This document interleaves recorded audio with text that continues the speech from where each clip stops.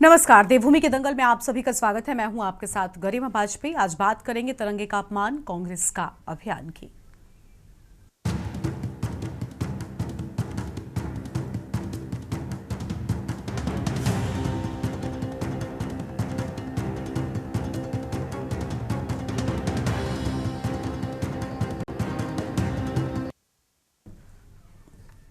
उत्तराखंड रजत जयंती वर्ष उत्सव कार्यक्रमों की शुरुआत होने जा रही है।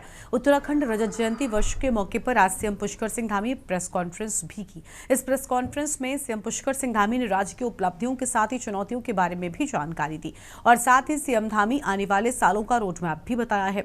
राज्य स्थापना दिवस के मौके पर आपको बता दें 3 नवंबर को विधानसभा विशेष सत्र बुलाया जा रहा है, जिसमें राष्ट्रपति द्रौपदी मुर्मू भी शामिल होंगी। राज्य स्थापना दिवस के दिन यानी कि 9 नवंबर को आयोजित होने वाले महोत्सव में प्रधानमंत्री मोदी भी शामिल होंगे, जिसकी तैयारियां पूरी हो गई हैं।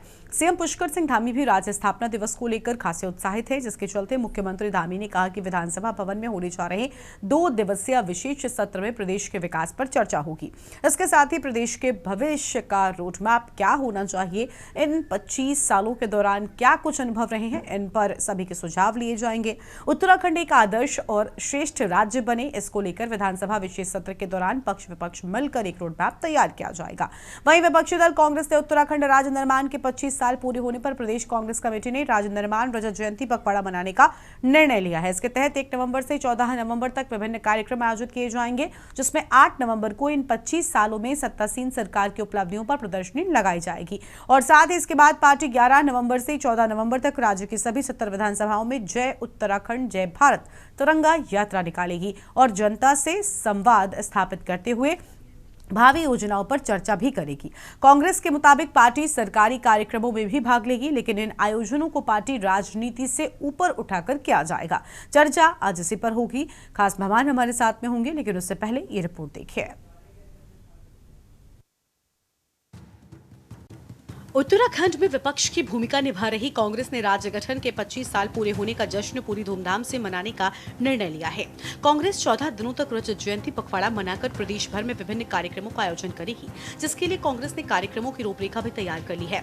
वहीं कांग्रेस के प्रदेश अध्यक्ष करण मेहरा ने भाजपा सरकार के ऊपर तिरंगा अपमान को लेकर कई गंभीर आरोप लगाए हैं। करण मेहरा का आरोप है कि जिन्होंने आज तक तिरंगा को राष्ट्रीय ध्वज नहीं माना, वो आज तिरंगा दिवस मना रहे हैं। जिस तिरंगे को हम शीर्ष से लगाते हैं, उस तिरंगे का अपमान खादर से लेकर टेरिकॉट तक किया गया है। तिरंगे के अपमान को लेकर 16-17 सवालों को लेकर अब कांग्रेस आम जनता के बीच तिरंगा यात्रा के तौर पर निकालने जा रही है। तिरंगे के मान और सम्मान को लेकर वहीं भाजपा के विधायक विनोद चमोली ने कांग्रेस को नसीहत दी है। भाजपा का मानना है कि कांग्रेस हर काम देर से करती है और यही वजह है कि इससे पहले ही भाजपा ने 15 अगस्त से ही विशाल तिरंगा यात्रा को पूरे प्रदेश भर में चलाया है। साथ ही कांग्रेस के जो आरोप है वो निराधार है और गैर जिम्मेदार तरीके से पेश किए जा रहे हैं। कांग्रेस के पास एक बड़ी विरासत है और हम चाहते हैं लोगों को याद रहे, क्योंकि आज जो लोग सत्ता में हो नाथूराम गोडसे की जिंदाबाद कहने वाले लोग हैं, जिन्होंने कभी तिरंगे को राष्ट्रध्वज नहीं माना, राष्ट्रध्वज का विरोध किया। 60 साल से ज़्यादा अपने नागपुर के मुख्यालय में उन्होंने तिरंगे को नहीं फहराया। वो तिरंगा दिवस मना रहे हैं। खद्दर के तिरंगे को टेरिकॉट का तिरंगा बना दिया। धूप में, बारिश में, रात में, हर समय चढ़ा, जिसकी हम पूजा करते थे, जिसको चढ़ाने की, उतारने की विधि थी, जिसके लिए एक समाविधि थी और हम उसको अपने मस्तक के रूप में देखते थे। उस ध्वज का निश्चित ही कहीं ना कहीं इन्होंने उसको क्षीण करने की कोशिश की है, उसके मान सम्मान को। वो ये भूल गए हैं कि वो तिरंगा यात्रा अब कर रहे हैं। हम पहले ही 15 अगस्त को पूरे क्षेत्रों में तिरंगा यात्रा कर चुके हैं। कांग्रेस हमेशा लेट होती है। जहाँ तक तिरंगे का सवाल है तो ये कहना गलत है कि भाजपा तिरंगे को नहीं स्वीकारती है। भाजपा तिरंगे का शायद जितना सम्मान करती है, कांग्रेस उसका सम्मान कभी नहीं रखा। तिरंगे का सम्मान इस देश का सम्मान है। तिरंगा हमारे देश का चिन्ह है, तो हमारे देश का झंडा है, तो निश्चित तौर पर हम उसका सम्मान करते हैं। और अगर कांग्रेस इस तरह का आरोप लगा रही है तो गैर जिम्मेदाराना आरोप है। आपको बता दें कि एक तरफ भाजपा सरकार रजत जयंती वर्ष उत्सव कार्यक्रमों का पूरे प्रदेश भर में आयोजन करने जा रही है, जिसमें अभी तक 25 सालों में हुए प्रदेश के लिए हित कार्यों के साथ साथ आगे का रोडमैप तैयार करने की पूरी योजना धामी सरकार ने बना ली है। तो वहीं दूसरी ओर कांग्रेस भी राज्य निर्माण के 25 साल पूरे होने पर रजत जयंती पखवाड़ा मना रही है, जिसमें बीते सालों में हुए सरकार के कामों के साथ नाकामियों को गिनवाने का काम किया जाएगा। साथ ही इसको लेकर कांग्रेस की तरफ से 1 नवंबर से लेकर 14 नवंबर तक विभिन्न कार्यक्रमों की सूची जारी कर दी गई है। राज्य की लंबे संघर्ष करने वालों को राज्य स्थापना का अवसर मिला, अलग राज्य हमारा बना और ये रजत जयंती समारोह की भावना है और 25 वर्षों का ये एक उत्सव है कि 25 वर्षों में हमें अनेक प्रकार के अनुभव राज्यवासियों को मिले हैं। राज्य आगे बढ़ा है, अनेक अनुभव लेकर हम और आगे बढ़ेंगे। उसमें हमारा राज्य का हर एक जनगण मन उसमें सहभागी बने और जो हमारे गंतव्य तक की यात्रा है उस गंतव्य की यात्रा का साथी बने, सहयात्री बने। और यह अवसर हमारे सामने, चूंकि आदरणीय प्रधानमंत्री जी ने 2047 का विकसित भारत का संकल्प सभी देशवासियों के सामने रखा है। सरकार जो कार्यक्रम कर रही है अच्छी बात है, सरकार को करना चाहिए। 25 साल का उत्तराखंड हुआ है, युवा उत्तराखंड बन गया है। कांग्रेस तो पूरा पखवाड़ा मना रही है। कल से हमारे कार्यक्रम शुरू है। शहीदों को श्रद्धा सुमन अर्पित करने के बाद 2 तारीख को पूरे प्रदेश के हर ब्लॉक में गोष्ठियाँ होंगी। 3 तारीख को पूरे प्रदेश के जिला अध्यक्ष, महानगर अध्यक्ष फल वितरित करेंगे अस्पतालों में जाके। 4 तारीख को और 3 तारीख को जो विशेष सत्र हो रहा है उसमें हमारे विधानमंडल दल के नेता यशपाल आर्य और भुवन कापड़ी के नेतृत्व में विधान सभा में हमारे तमाम विधायक प्रतिभाग करेंगे। 5 तारीख को हम लोग प्रेस कॉन्फ्रेंस कर रहे हैं, पूरे प्रदेश के नेता हमारे 25 साल की यात्रा के ऊपर। 6 तारीख को हमारे प्रदेश के अध्यक्ष के नेतृत्व में सारे नेता रामपुर तिराहा जाएंगे, धीरेन्द्र प्रताप जी उसके समन्वयक हैं।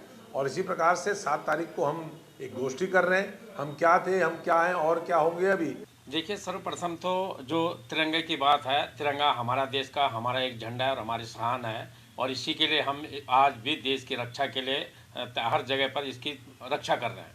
लेकिन जहाँ तक कांग्रेस का सवाल है, ये 25 साल हो गए हैं जो कार्यक्रम और लोग कर रहे हैं वो कुछ ना कुछ तो पार्टी हित में कर रहे होंगे।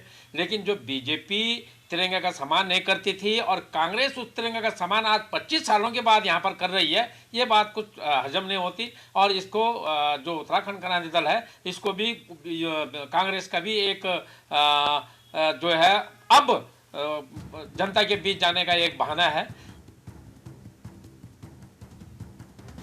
अब प्रदेश के 25 साल पूरे होने पर सभी राजनीतिक पार्टियों से लेकर तमाम प्रदेश की जनता रजत जयंती के साथ साथ आज 21 का पर्व धूमधाम से मनाने जा रही है, जिसके लिए 1 नवंबर से लेकर 14 नवंबर तक सभी तैयारियां पूरी कर। इस बार 25 साल पूरे होने पर प्रधानमंत्री के साथ महामहिम राष्ट्रपति द्रौपदी मुर्मू भी इस 25 साल पूरे होने पर आयोजनों में 4 चांद लगाने आ रही है। उम्मीद जताई जा रही है कि इन 25 साल पूरे होने पर प्रधानमंत्री इस प्रदेश को बड़ी सौगात दे सकते हैं। बहरहाल विपक्षी दल सरकार की नाकामियों को 25 साल में गिनाने का काम करेंगे, तो वहीं सरकार विशेष सत्र में अब तक के हुए काम और आगे का रोड मैप विपक्षी दलों के साथ बनाने की बात कह रही है। अब देखना होगा आने वाले समय में ये 25 साल का उत्तराखंड भविष्य में कितने विकास के काम करने में सार्थक साबित होगा। Uttarakhand desk report.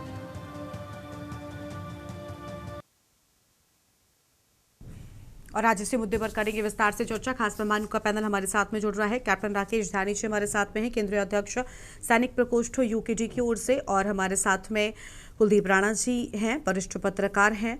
आगे और मेहमान भी हमारे साथ में जुड़ेंगे। फिलहाल आप दोनों का बहुत बहुत स्वागत है। सबसे पहले कैप्टन राकेश ध्यानी जी का ही रुख कर लेंगे, केंद्रीय अध्यक्ष सैनिक प्रकोष्ठ यूकेडी की ओर से। रजत जयंती मनाने की ओर उत्तराखंड आगे बढ़ रहा है। एक तरफ मुख्य विपक्षी दल कांग्रेस है और एक तरफ सत्ता में बैठा भारतीय जनता पार्टी। क्या कहना चाहेंगे, इन 25 सालों में कितना विकास नजर आता है, कितनी तेजी के साथ बढ़ा है प्रदेश, और क्या वाकई जिन समस्याओं से प्रदेश तब जूझ रहा था जब उसका गठन हुआ था, क्या आज 25 सालों रजत जयंती मनाने की ओर हम एक तरफ अग्रसर हैं, क्या वहां पर पहुंचते पहुंचते क्या उनमें से किसी भी कुछ भी समस्याओं का निस्तारण पूरी तरीके से हो सका है? सबसे पहले तो आपके माध्यम से सारे उत्तराखंड वासियों को इगास की बहुत बहुत शुभकामनाएं, और पैनल में जो हमारे पत्रकार भाई और भी बैठे हुए हैं आप सबको भी इगास की शुभकामनाएं। 25 वर्ष पूरे और आज हम रजत जयंती वर्ष जो है अपना मना रहे हैं, लेकिन ये एक हमारा प्रदेश का उत्सव होना चाहिए था। ये स्थापना दिवस का उत्सव होना चाहिए था, लेकिन दुख के साथ कहना पड़ रहा है कि स्थापना नहीं, हमारा विस्थापित दिवस हो गया है। क्योंकि पहाड़ों में आज तक हमने जो भी हमारे पास जंगल जमीन थी वो सब हम वहां से पलायन करके आज हमने 100 नाली जमीन बेच के 100 गज के प्लॉट में बसे हुए हैं। और ये केवल हमारी प्रदेश की जो नीतियां थी उनका उन्हीं के वजह से, जब वहां पे सड़क नहीं थी, शिक्षा नहीं थी, कोई स्वास्थ्य व्यवस्था नहीं थी, तो हम मजबूर हुए पहाड़ों से पलायन करने के लिए। तो हम इसको एक स्थापना दिवस, तो मतलब एक गलत, अगर हम इसको स्थापना दिवस बोलेंगे और उसको हम एक शुभ तरीके से इसको मनाएंगे, बहुत खुशी हम इसे महोत्सव के तौर पर मनाएंगे, तो ये आज हमारे लिए ये बड़ी ही, मतलब कि मैं क्या बोल सकता हूँ इसमें, कि बड़ा ही दुखद और पीड़ा के साथ में ये शब्द कह रहा हूँ कि ये स्थापना दिवस नहीं, ये हमारे लिए विस्थापित दिवस है। विस्थापित लोग कैसे जीवन यापन कर रहे हैं वो आज हम सड़कों पर बैठे हुए हैं, हमारी महिलाएं सड़कों पर हैं, हमारे युवा बेरोजगार सड़कों पर हैं, पूर्व सैनिकों के साथ क्या दुर्दशा हो रही है वो सड़कों पर घूम रहे हैं। आज हम एक शराब के ठेके का अभी वहां पे जो है उनका प्रशासन, मतलब प्रशासन ने इतनी तरह से परेशान कर रखा है कि प्रशासन आज एक प्रशासन जो जनता के लिए वो नहीं है, आज डिक्टेटर बन के प्रशासन काम कर रही है और सारी जनता त्राही त्राही मतलब कि परेशान है इस समय और टकटकी निगाह से देख रही है। कुछ हो, कुछ सरकार को शुद्ध आए, स्थापना दिवस में भी कुछ अच्छा हो, यही हमारी कामना है। जी, कुलदीप जी का रुख कर लेते हैं। कुलदीप जी हमारे साथ में जुड़े हुए वरिष्ठ पत्रकार हैं, बहुत स्वागत सर आपका। कुलदीप जी, क्या कहना चाहेंगे, वाकई उत्सव का मौका है या फिर नहीं है? रजत जयंती को किस तरह से देखना चाहिए? निसंदेह मैं इसमें कोई राजनीतिक टिप्पणी का विषय नहीं है। राज्य बना है और राज्य बनने के 25 वर्ष पूरे हो रहे हैं। निसंदेह ये एक उत्सव का विषय है और ये खुशी की बात है, क्योंकि इस राज्य के निर्माण के लिए राज्यवासियों ने अपने प्राणों की आहुतियां दी। उत्तराखंड आंदोलन, रामपुर ग्राह कांड कोई नहीं भूल सकता है, और खासकर हमारी पीढ़ियां तो नहीं भूल सकती हैं। आने वाली पीढ़ियों के बारे में तो हम नहीं कह सकते, क्योंकि मैं खुद इस राज्य का निवासी हूँ और मैंने उत्तराखंड आंदोलन भी देखा है और राज्य निर्माण भी देखा है। और उस राज्य निर्माण के बाद हम अपने कॉलेज की पढ़ाई पूरी करके पत्रकारिता में आ गए, तो राज्य की तमाम सरकारें भी देखी हैं। तिवारी की सरकार भी देखी, मोदी जी की सरकार भी देखी, निर्वाचित सरकारें, निशंक जी का मुख्यमंत्री काल भी देखा, बहुगुणा जी का मुख्यमंत्री काल भी देखा, केदारनाथ की आपदा भी देखी, है ना, और हरीश रावत का काल भी देखा, राष्ट्रीय शासन भी देखा, त्रिवेंद्र रावत की प्रचंड बहुमत की सरकार भी देखी, 6 महीने की तीरथ रावत की सरकार भी देखी, पुष्कर धामी की सरकार भी देखी, पुष्कर धामी की हार भी देखी और हार के बाद मुख्यमंत्री बनते हुए भी देखी। तो मैं अगर उस पूरी चीजों को अगर देखता हूं और एक पत्रकार होने के दृष्टिकोण से भी जब मैं देखता हूं, तो मुझे एक बड़ा परिवर्तन नजर आता है। देखिए, खूबियां, खामियां और जो चीजें हैं वो हैं, हम उन पर टिप्पणियां कर सकते हैं, लेकिन ये जो विषय जो राज्य निर्माण से जुड़ा हुआ है, क्योंकि ये किसी राजनीतिक दल का स्थापना दिवस नहीं है, ये उत्तराखंड का स्थापना दिवस, और इसमें हम सभी इसके भागीदार हैं कि हम सभी ने मिलकर के आंदोलन लड़ा है, संपूर्ण राज्यवासियों ने मिलकर के आंदोलन लड़ा है। 2000 से पहले की जो उत्तराखंड की स्थितियां थी, मैं फिर कहूंगा कि तमाम खूबियों, खामियों, उठापटक और गलतियों के बावजूद ये राज्य आगे बढ़ा है। सड़कों की स्थितियां जो उत्तर प्रदेश के समय थी और सड़कों की स्थितियां जो आज के समय में है, जमीन आसमान का अंतर आया है। अवस्थापना विकास के कार्यों में जो उस समय था और जो आज है, बड़ा अंतर आया है। नौकरियों के क्षेत्र में आज उत्तर प्रदेश में, उत्तराखंड के अंदर ही कम से कम 2,88,000 के राज्य सरकार कर्मचारियों का ढांचा है, जिसमें विभिन्न विभाग शामिल हैं। शिक्षा विभाग है, पुलिस विभाग है, गृह विभाग है, स्वास्थ्य विभाग है, तमाम विभाग जुड़े हुए हैं, लेकिन आज उनमें लोग हैं तो इस राज्य के ही लोग में लगे। आज वर्ष 1993 की बात है, जब उत्तराखंड आंदोलन चल रहा था, मुझे आज भी याद है क्योंकि मैं इस प्रदेश के सीमांत जनपद चमोली का रहने वाला हूँ, और आंदोलन के दौरान मेरे दादाजी को हार्ट अटैक आ गया और चमोली जिले में के अस्पताल में डॉक्टर नहीं थे और उनकी मृत्यु हो गई। डॉक्टर के अभाव में उनकी मृत्यु हो गई। ठीक है, तो मैंने डॉक्टरों के अभाव में जूझते हुए वो दौर भी देखा है, आज का दौर भी देखा है। हालांकि व्यवस्थाएं अपनी पूर्णता को प्राप्त नहीं हुई, लेकिन ऐसा भी नहीं है कि बर्बादी की तरफ आगे बढ़े। हाँ, अगर इस राज्य में कोई चीज अगर जो नहीं बन पाई इन 25 सालों में, तो वो इस राज्य की कार्य संस्कृति, हमारे सरकारों में, हमारे शासन में, हमारे प्रशासन में जो कार्य संस्कृति होनी चाहिए थी, वो विकसित नहीं हो पाई। ठीक है, आज सड़कों को जब देखते हैं तो मुझे मैं एक आंकड़ा आपके सामने रखना चाहूंगा। 2000 के समय उत्तराखंड में लगभग 500 किलोमीटर की नेशनल हाईवे, आज उससे 4 गुना ज्यादा यहाँ पर नेशनल हाईवे। ठीक है, इस नेशनल हाईवे, स्टेट हाईवे और जो पीएमजीएसवाई की सड़कें होती हैं जो ग्रामीण क्षेत्रों को जोड़, इनका राज्य निर्माण के समय लगभग 2 से 2,500 किलोमीटर तक का, 2,500 से 3,000 किलोमीटर तक का ही इनका यहाँ पर दायरा विस्तार। लेकिन आज कम से कम 25 से 30,000 किलोमीटर उत्तराखंड में सड़कें। तो ऐसा नहीं है कि उत्तराखंड आगे नहीं बढ़ा है, उत्तराखंड आगे बढ़ा। और इस उत्तराखंड की इस यात्रा में जो चीजें आगे बढ़ी हैं, वो भ्रष्टाचार भी आगे बढ़ा है, कार्य संस्कृति का अभाव भी आगे बढ़ा है। ठीक है, और इसके जिम्मेदार भी हम ही लोग हैं, यहीं के लोग हैं। क्यों? क्योंकि जो विधायक है वो भी यहीं का है, जो मुख्यमंत्री है वो भी यहीं के, अभी तक जितने मुख्यमंत्री हुए वो भी यहीं के। ठीक है, तो जो कार्य संस्कृति बनाई जानी चाहिए जनता की, 25 साल के बाद एक बड़ी खामी जो मैं महसूस करता हूं वो ये है कि हमारी सरकारें अपने प्रदेश के युवाओं को रोजगार की दिशा में प्रेरित नहीं कर पाई।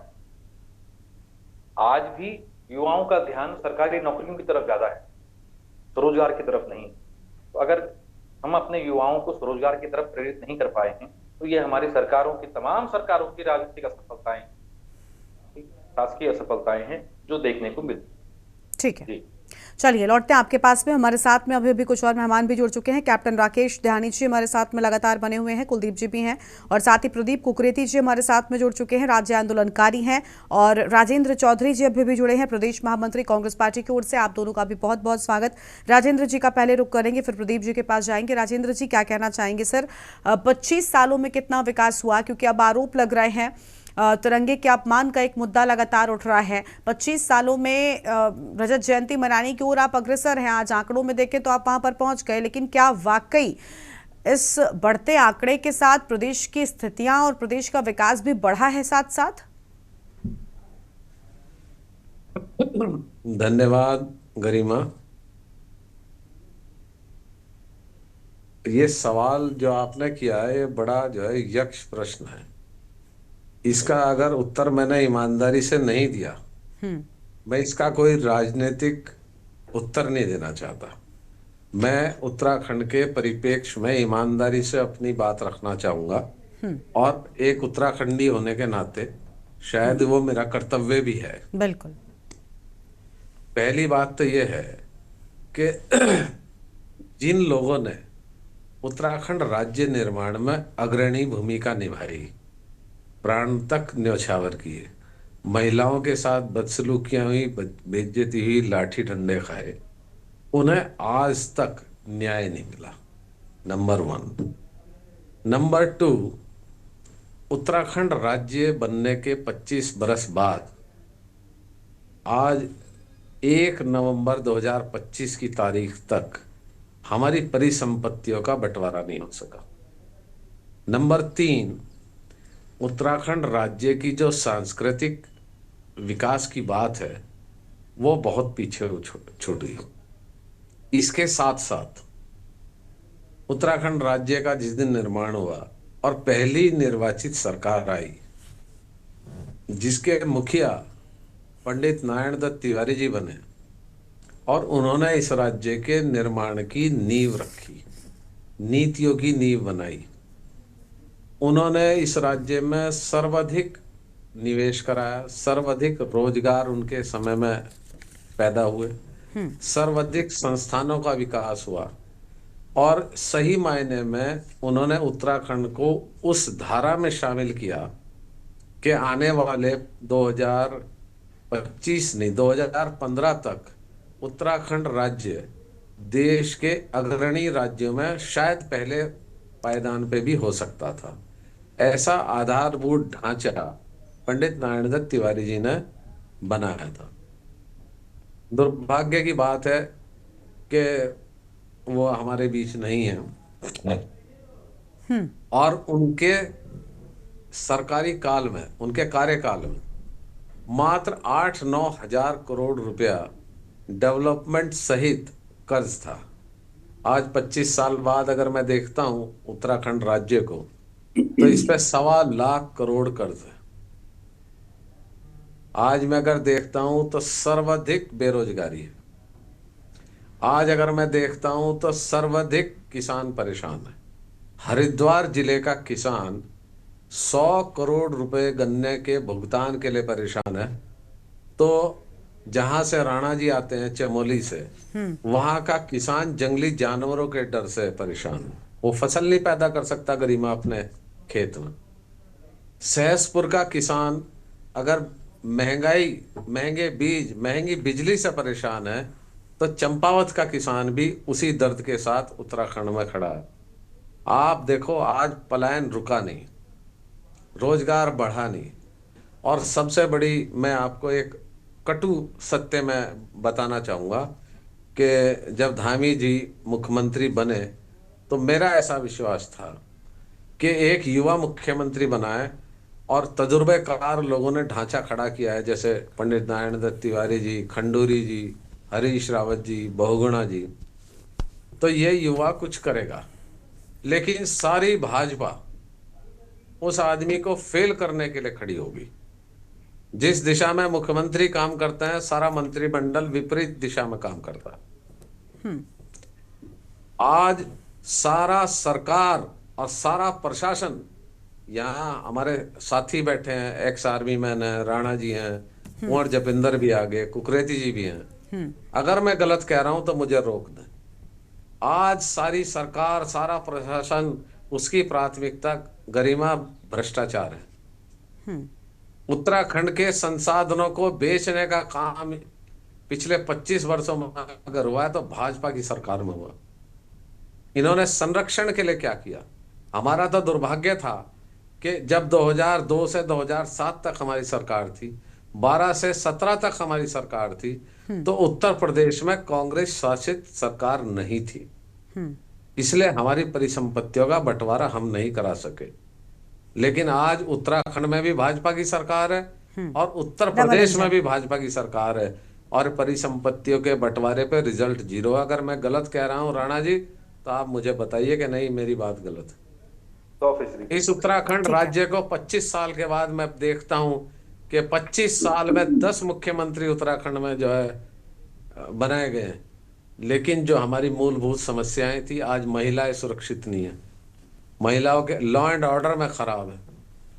और मुझे कहते हुए बहुत दुख होता है, ये स्टेट सब्जेक्ट ही नहीं है गरिमा, ये नेशनल सब्जेक्ट भी है कि आज उत्तराखंड का युवा हताश, निराश है, बेरोजगार है, और उत्तराखंड में जो नशा बिक रहा है वो पंजाब से भी ज्यादा बिक रहा है। अगर मेरी बात गलत हो तो मुझे कोई एतराज नहीं होगा।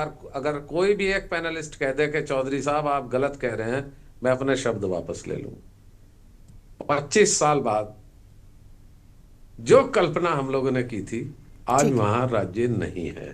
चलिए ठीक है, अभी इस पर हम जवाब लेते हैं। एक लाइन में कहूंगा। ठीक है कंप्लीट कर लीजिए। डेवलपमेंट 2 तरह का होता है, एक नेचुरल डेवलपमेंट, एक स्टेट स्पॉन्सर्ड डेवलपमेंट।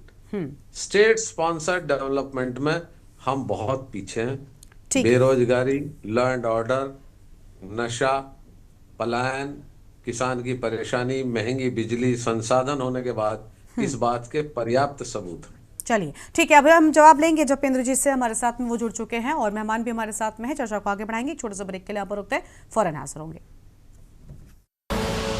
आप देख रहे हैं के न्यूज, खबरों का सारथी।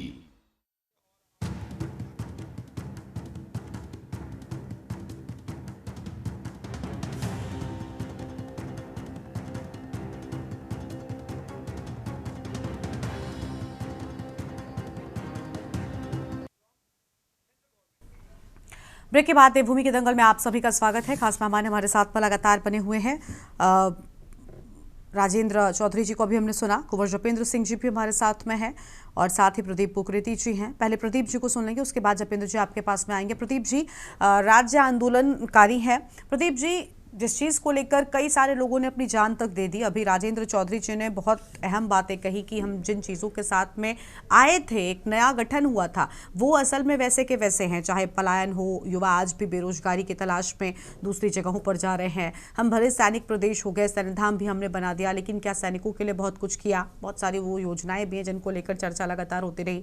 25 सालों में क्या वाकई स्टेट बेस्ड डेवलपमेंट जिसका जिक्र अभी राजेंद्र जी ने किया, क्या वो हो रहा है, या एक नेचुरल डेवलपमेंट जो समय के साथ ज़रूरी होता है, विकास होता जाता है, सिर्फ उसी धारा में हम चल रहे हैं?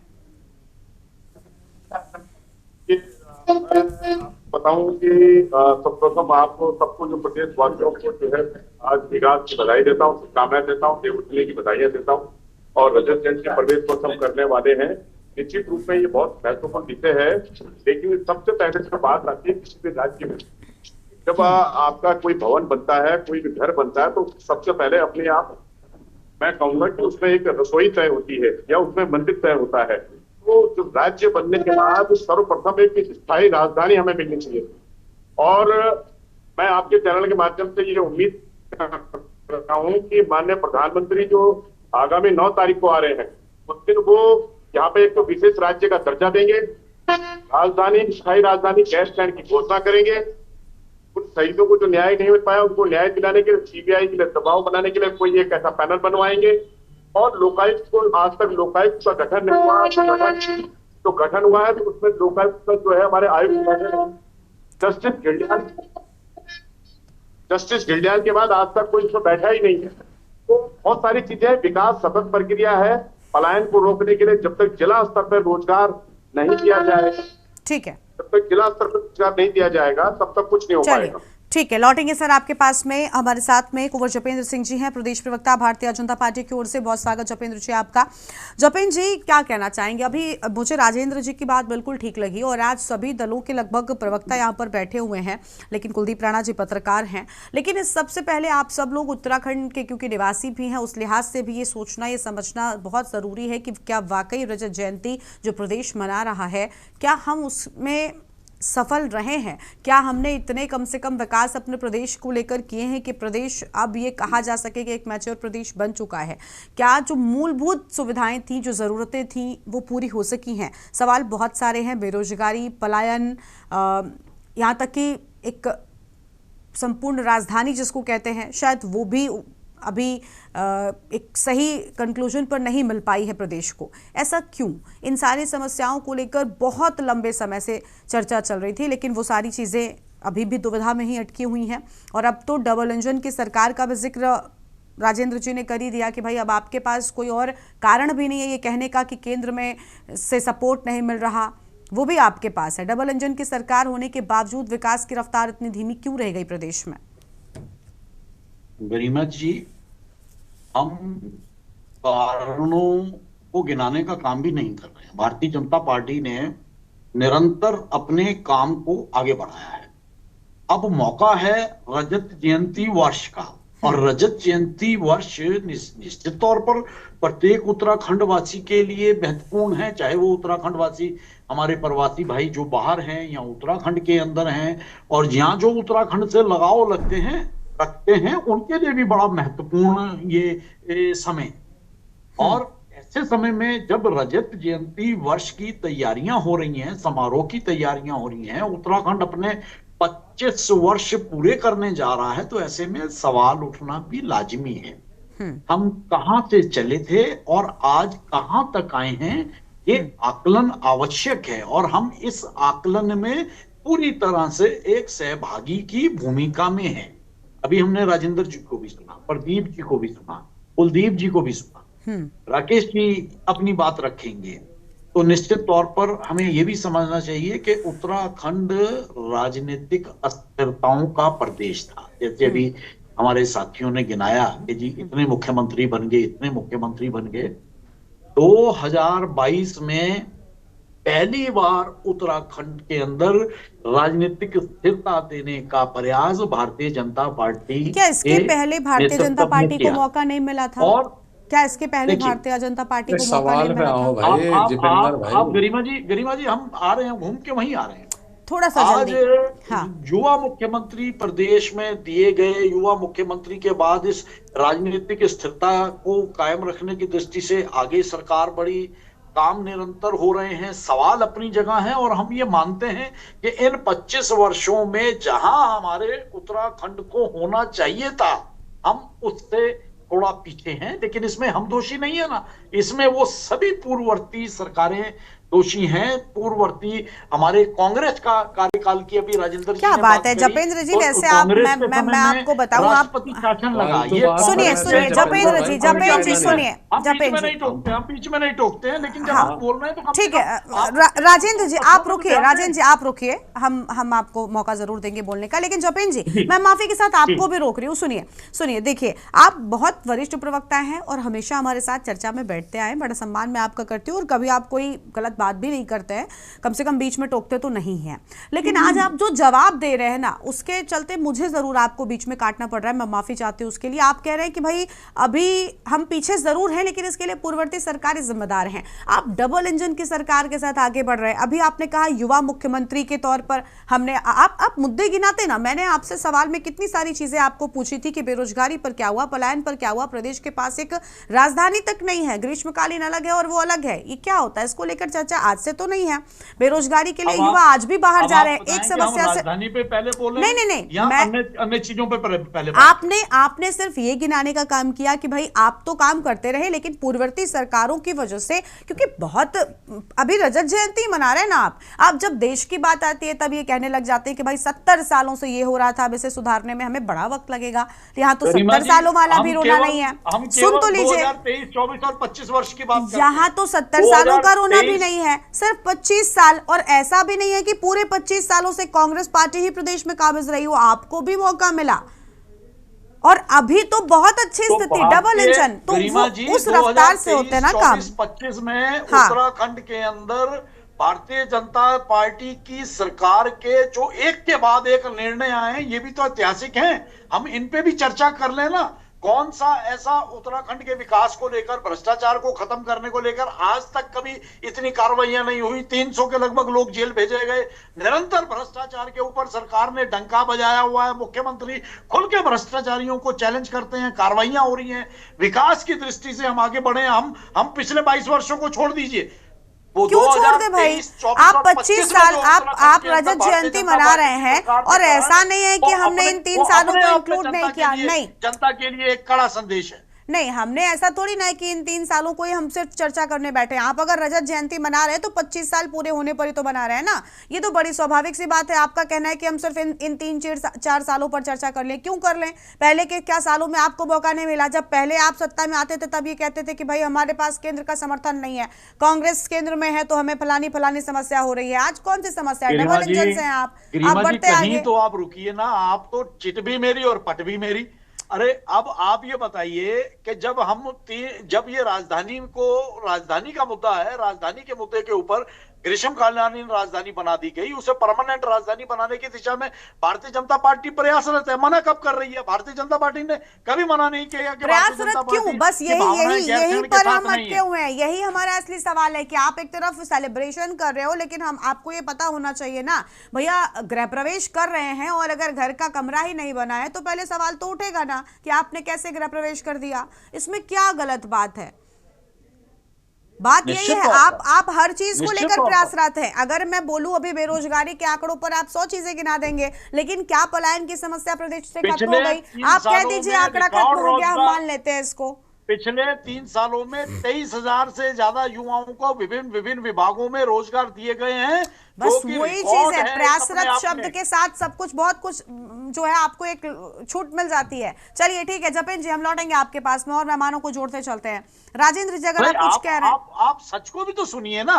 ठीक है, चलिए अगर आप कुछ कहना चाहें आप बोल सकते हैं। विपक्षी दलों ने आलोचना करनी है, लेकिन अगर आप भी आलोचना करेंगे, नहीं देखिए, हम आलोचना नहीं कर रहे, हम प्रश्न पूछेंगे। और अगर देखिए मैंने क्या कहा, आप गृह प्रवेश करेंगे, कमरा नहीं बना होगा तो ऐसा थोड़ी ना है कि सिर्फ आपके आपके जलनखोर पड़ोसी ही आकर आपको बोलेंगे, आपके अपने रिश्तेदार भी कह देंगे कि भाई कमरा नहीं बना और अभी आप गृह प्रवेश कर रहे हैं। तो ये कहना गलत है कि मैं भी उन्हीं के साथ बोल रही हूँ। हमने कहा कि भारतीय जनता पार्टी की भावनाएं हमेशा उत्तराखंड और उत्तराखंड वासियों के हितों में रही हैं और उसी दिशा में सरकार निरंतर। कांग्रेस कब कहती है कि हमने प्रदेश हित में काम नहीं किया? ये कहना तो आपके लिए इसके अलावा कोई और अन्य वो दिन भी आएगा जब गैर सैन्य एक स्थायी राजधानी के रूप में उत्तराखंड वासियों के सामने बस वो दिन आएगा। ये इतने सालों से आप क्यों कहते आए? हमारा सवाल ही है, मैंने क्या कहा, एक आपने टर्म पकड़ी ना, प्रयासरत है। वो प्रयासरत अपने को नहीं चाहिए। आप कितने सालों से प्रयासरत हैं? देश वाला रोना भी यहाँ पर नहीं है कि 70 सालों से कांग्रेस ने कब्जा कर रखा था। भाई आपके पास मौका ही नहीं मिला। जिस प्रदेश के अंदर मुख्यमंत्री को बदलने के लिए बार बार इतने षड्यंत्र होते हो, इतनी स्थिरता पैदा की जाने का बार बार प्रयास होता हो, वहां अगर एक सरकार और एक मुख्यमंत्री संजीदगी के साथ राजधानी के मुद्दे को लेकर गैर सैन्य की दिशा में जिस प्रदेश की आप बात कर रहे हैं उसी प्रदेश में आप ही की पार्टी ने एक ही कार्यकाल के भीतर 3-3 मुख्यमंत्री बदल दिए। तो इसमें क्या आपने नहीं किया? आप क्या बात कर रहे हैं? आज जो आप दूसरों के लिए कह रहे हैं वो ये भी तो सोचिए आपने क्या किया। अभी आपने एक बड़े अच्छे से कह दिया युवा मुख्यमंत्री के तौर पर हम आगे। अरे सिर्फ क्या युवा मुख्यमंत्री रखा है, इस बात पर आपको क्रेडिट दे दिया जाए? बदलने की आवश्यकता नहीं पड़ रही है ना। आप ये कहिए कि आपने प्रदेश के लिए क्या किया? मुख्यमंत्री युवा है या किस एज ग्रुप के हैं, क्या फर्क पड़ता है इससे? कभी भविष्य में पड़ेगी, जल्दी पड़ेगी। चलिए बहुत अच्छी बात है, कर चुका है, ठीक है, चलिए लौटेंगे आप आपके पास में। जपेंगे, आई होप आप कंप्लीट कर चुके हैं। अपने उत्तराखंड को स्थिर करना चाहते हैं। ठीक है राकेश जी, मैं आती हूँ आपके पास में जल्दी से। कुलदीप जी का एक बार कर लेते हैं फिर आएंगे। ठीक है जपेन जी, हो गया जपेन जी, सब देखना चाहते हैं इसीलिए आपको इतने सालों से मौका दे रहे थे। लेकिन आप प्रयासरत टर्म के साथ में जो टर्म्स कंडीशन लागू, एक होता है ना कि by one get one, but लेकिन लास्ट में छोटा सा एक स्टार लगा देते हैं। कई सारे लोगों को बेचारों को पता भी नहीं होता इसका मतलब क्या है। ठीक है चलिए कुलदीप जी, कुछ चीजें बड़ी आसानी से कह दी जाती है, युवा मुख्यमंत्री, सारे प्रेजेंटेशन बहुत अच्छे हैं, लेकिन बस प्रयासरत या हम उस ओर अग्रसर हैं, विकास बहुत तेजी से बढ़ रहा है। एक बहुत अच्छा टर्म राजेंद्र जी ने यूज किया था, मुझे बहुत ठीक लगा कि एक नेचुरल डेवलपमेंट होता है और एक होता है स्टेट गवर्नमेंट बेस्ड डेवलपमेंट। बड़ा डिफरेंस है इसमें, और क्या वो हो रहा है, क्या वो नजर आ रहा है? वाकई प्रयासरत भी हैं क्या? एक पत्रकार होने के नाते आपका नजरिया क्या है? देखिए, उत्तराखंड की 25 साल की यात्रा को मैं जब देखता हूं, मैंने आपसे पहले भी कहा कि एक पत्रकार होने के साथ साथ मैं एक प्रदेश का वासी हूं, और चूंकि सीवान जनपद में रहने के कारण वहां पला बड़ा, मैं वहीं जन्मा हूं। हम जब देहरादून की यात्रा करते थे तो 12 से 14 घंटे लगते थे, और सुबह 4 बजे रोडवेज की 2 बसें खड़ी हुई, और अगर आपसे वो सीट मिलने से चूक गए तो फिर आपको दूसरे दिन आप देहरादून आ सकते, क्योंकि और कोई संसाधन नहीं। लेकिन आज स्थितियां बदली हैं। ठीक, देखिए इस चीज को देखने के 2 अलग दृष्टिकोण। अगर हम खामियों की बात करें तो खामियों के कटघरे में सारी पार्टियां, और अगर हम खूबियों की बात करें तो उसका क्रेडिट भी सारी पार्टियों को जाता है। उसका क्रेडिट एनडी तिवारी को भी जाएगा, तो उसका क्रेडिट पुष्कर धामी को भी जाएगा, उसका क्रेडिट त्रिवेंद्र रावत को भी जाएगा, तो हरीश रावत को भी जाएगा। कुलदीप जी बस आप बिल्कुल ठीक, आप यहाँ तक बिल्कुल ठीक हैं, लेकिन बस मेरा एक सवाल ये भी है कि दोनों ही पार्टियों को हम क्रेडिट भी दे देते हैं, बीजेपी को भी और कांग्रेस को भी, लेकिन बड़ी बात यह कि वो 4 साल पहले तक के लिए अगर हम मान लें, क्योंकि जब डबल इंजन शब्द इस्तेमाल होने लगा और जिसका फायदा उठाना चाहिए था जितना, क्या वो उठाया गया? मैं पहले के सालों को, जपेंद्र जी की भी बात मान लेती हूँ कि हम अभी 3-4 सालों पर ही चर्चा अगर कर ले, तो क्या उस लिहाज से जितना जनता को बताया गया था कि हम अब डबल इंजन की सरकार के साथ आगे बढ़ेंगे, क्या वो हो रहा है? मैं भी आपकी बात से सहमत हूं कि हाँ चीजें अच्छी भी हुई हैं। देखिए, अगर हम सिर्फ वर्तमान समय की सरकार के कार्यकाल का अगर हम एक विश्लेषण करें, उसका आकलन करें, तो निसंदेह वर्तमान सरकार में कई मुद्दों को लेकर के चीजें कटघरे में।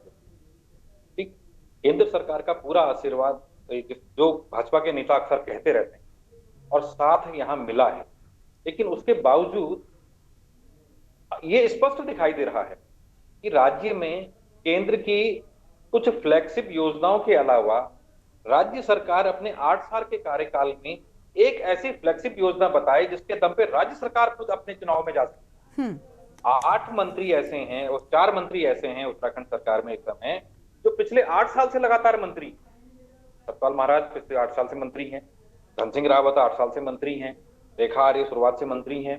ठीक, तो एक भी सरकार, एक भी योजना ऐसी हो जिसके दम पर ये कह सकते हैं कि हाँ आज भी, चाहे कुंवर जपेंद्र जी की बात रही हो या अभी आज दोपहर में मुख्यमंत्री जी की जो प्रेस कॉन्फ्रेंस, तमाम प्रधानमंत्री जी की योजनाएं केंद्र सरकार की, राज्य सरकार के 8 साल में एक फ्लेक्सिबल योजना ऐसी नहीं है जिसको लेकर के कहा जा सकता है कि राज्य को लेकर के कुछ बड़ी चीज निकल करके आई है जो धरातल पर दिखाई।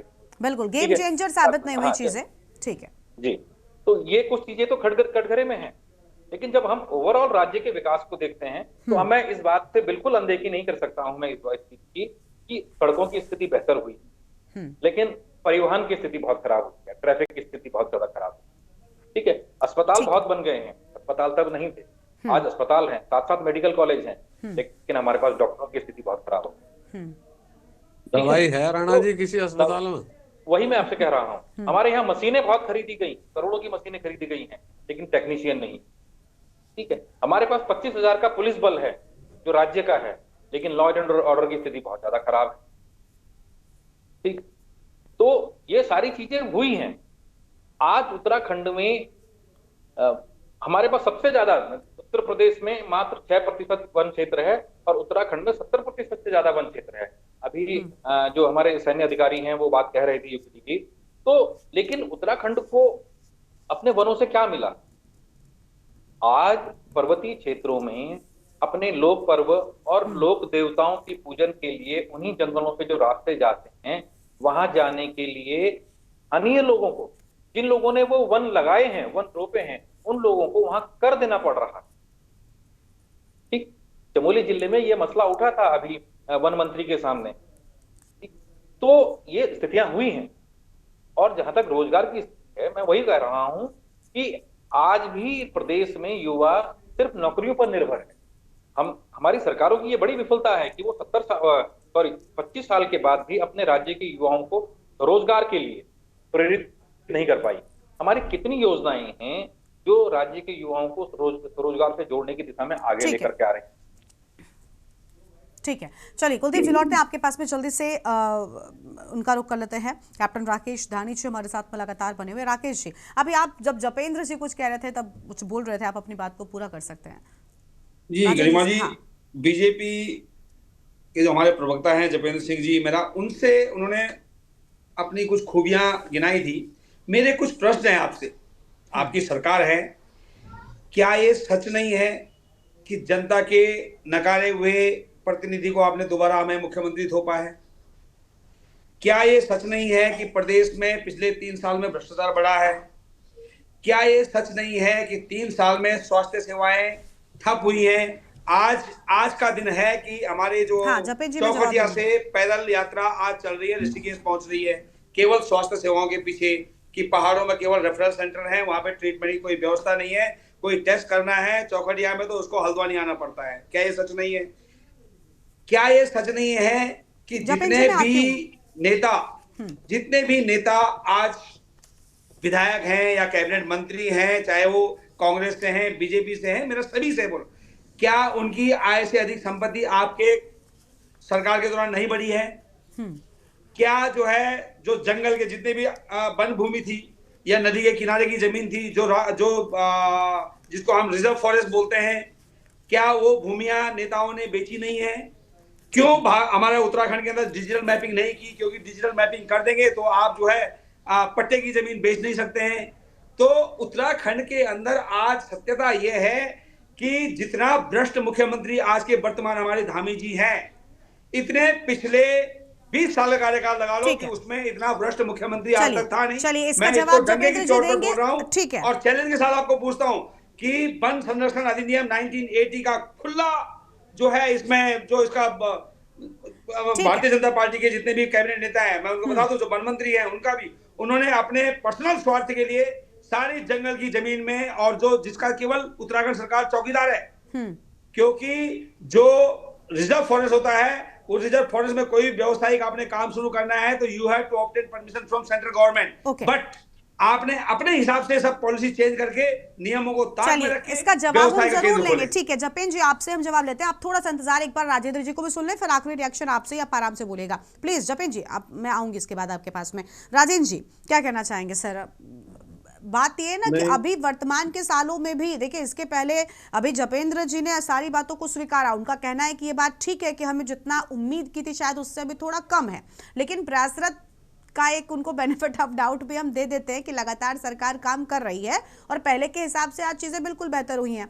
लेकिन मौका तो जनता ने आपको भी खूब दिया था। ऐसा थोड़ी ना है कि इतने सालों में अगर आज मैंने ये सवाल जपेंद्र जी से कर दिया कि भाई आज तक स्थायी राजधानी का नहीं कुछ क्लियर हो पाया, तो ये सवाल आपसे भी उतना ही है।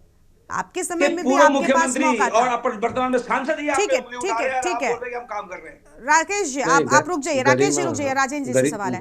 हाँ गरिमा, हम स्टेप बाय पॉइंट चलते हैं। आपने स्थायी राजधानी के लिए कहा, बहुगुणा जी की जिस समय सरकार थी उस समय गैरसैंण में भवन निर्माण के लिए पैसा स्वीकृत हुआ, जिसे आगे बढ़ाते हुए जब 2017 में हमारी सरकार गई तो लगभग पूरा स्ट्रक्चर तैयार हो गया था। हाँ।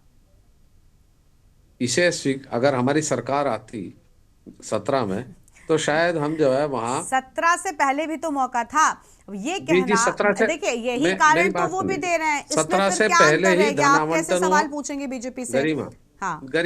गरिमा लेट मी कंक्लूड। हाँ श्योर। 17 से पहले धन आवंटित हुआ, 17 से पहले निर्माण हुआ, 17 तक निर्माण 90% से ज्यादा पूर्ण भी हो गया। अब पॉइंट नंबर 2 है कि 25 साल में हमारी परिसंपत्तियों का बंटवारा नहीं हुआ, उस पर किसी भी प्रवक्ता ने, किसी भी एक्सपर्ट ने नहीं कहा। नंबर 3, जो हमारे राज्य आंदोलनकारी हमारी बहनें थी, हमारे भाई थे, जिन लोगों ने सेक्रीफाइस किया, उन्हें अभी तक न्याय नहीं मिला। बल्कि अभी 1-2 दिन पहले माननीय मुख्यमंत्री जी धामी जी ने एक बयान दिया है, एक शायद एडमिनिस्ट्रेटिव ऑर्डर उनके द्वारा दिया गया है कि राज्य आंदोलनकारियों को हम दोबारा से चिन्हित करेंगे। यानी 25 साल में इस प्रदेश के निर्माण के लिए जिन माताओं ने, बहनों ने, भाइयों ने अपना सब कुछ तक न्यौछावर कर दिया, अभी तक उनका चिन्हीकरण नहीं किया जा सका। ये पॉइंट नंबर 3 राजेंद्र जी पॉइंट। उसके मैं 2 पॉइंट और रखना हाँ, चाहूंगा। चलिए जल्दी से आप। हालांकि मैंने कोई राजनीतिक सवाल ना अपनी पार्टी के आधार पर रखा और ना राजनीतिक वचन। आपने अभी सवाल पूछना शुरू कर दिया ना, लेकिन आपने मेरे सवाल का जवाब नहीं दिया। मुझे बस ये आप पूछ सकते हैं। हाँ, मैं जपेंद्र भाई आपसे एक सवाल जरूर करूंगा।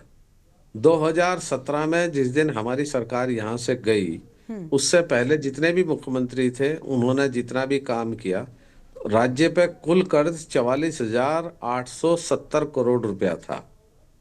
2017 से आज 1 नवंबर 2025 के बीच में ये कर्ज 1,24,000 करोड़ के लगभग हो गया। ठीक है, हम समझ गए आपका सवाल कि कर्ज बढ़ गया। हाँ। पिछले 8-9 साल में कौन मुख्यमंत्री था, कौन नहीं, मैं किसी पे सवाल नहीं खड़े। नहीं देखिए वक्त कम है सर। राजेंद्र जी अब माफी चाहूंगी, आपको रुकना पड़ रहा है। मुझे जपेंद्र जी का भी रिएक्शन लेना प्लीज। मुझे 10 सेकंड दे दो, मुझे 10 सेकंड दे दो। ठीक है, जल्दी से। मेरा सवाल यह है कि पिछले 10 साल में कितनी नौकरियां आपने दी?